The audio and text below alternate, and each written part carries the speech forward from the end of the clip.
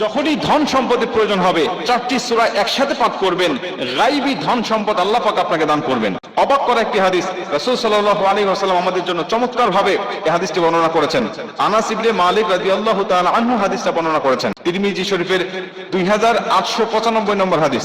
তিনি বলেন, আন্না রাসূলুল্লাহ সাল্লাল্লাহু আলাইহি ওয়াসাল্লাম ক্বালা লিরাজুলিন মিন আসহাবি, রাসূল সাল্লাল্লাহু আলাইহি ওয়াসাল্লামের কাছে একজন সাহাবী আসলেন। নবীজি তাকে জিজ্ঞাসা করেছেন, হে সাহাবী, হে অমুক, তুমি কি বিয়ে করেছো? তিনি বলছেন, ক্বালা ইয়া রাসূলুল্লাহ, আমি বিয়ে করি নাই। আল্লাহর কসম, আমি এতটা গরীব যে বিয়ে করার জন্য যে সম্পদের প্রয়োজন, এই সম্পদ আমার কাছে নেই। আমি এতটাই গরীব যে বিয়ে করার জন্য যে মালের প্রয়োজন হবে, সম্পদের প্রয়োজন হবে, এইটুকু সম্পদ আমার কাছে নাই। নবীজি, আমি কেমনে বিয়ে করব? নবীজি সাল্লাল্লাহু আলাইহি ওয়াসাল্লাম বলেন, ক্বালা আলাইসা মাআকা কুল হু আল্লাহু আহাদ, তুমি কি সূরা ইখলাস কুল হু আল্লাহু আহাদ আল্লাহুস সামাদ লাম ইয়ালিদ ওয়া লাম ইউলাদ ওয়া লাম ইয়াকুল লাহু কুফুয়ান আহাদ, এই সূরাটি পারো না? তিনি বলেন, ক্বালা বালা ইয়া রাসূলুল্লাহ, আমি পারি তো এই সূরাটা।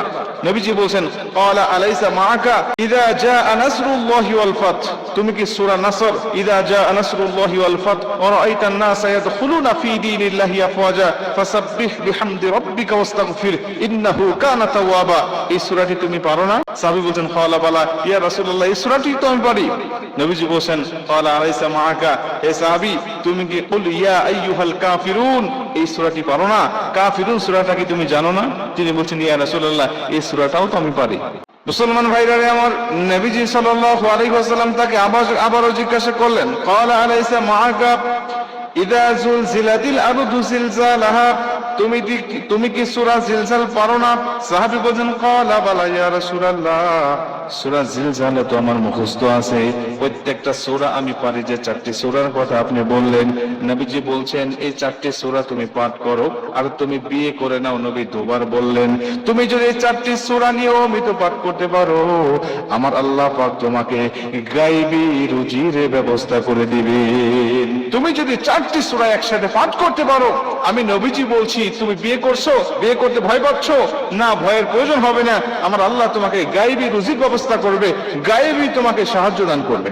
এই হাদিস থেকে প্রমাণ হয়, যদি আমরা এই চারটি সূরা সকাল বিকাল যখনই আমাদের মনে হবে, বা 5 ওয়াক্ত ফরজ নামাজের পরে যখনই আমাদের স্মরণ হবে, মনে হবে, তখন এই চারটি সূরা যদি আমরা পাঠ করতে পারি, এই চারটি সূরাই কিন্তু ছোট্ট ছোট্ট সূরা, আর আমরা নামাজের মধ্যে এই সূরাগুলো তেলাওয়াত করি সবচেয়ে বেশি। এই সূরাগুলো কিন্তু আমাদের অধিকাংশ মানুষের মুখস্থ রয়েছে।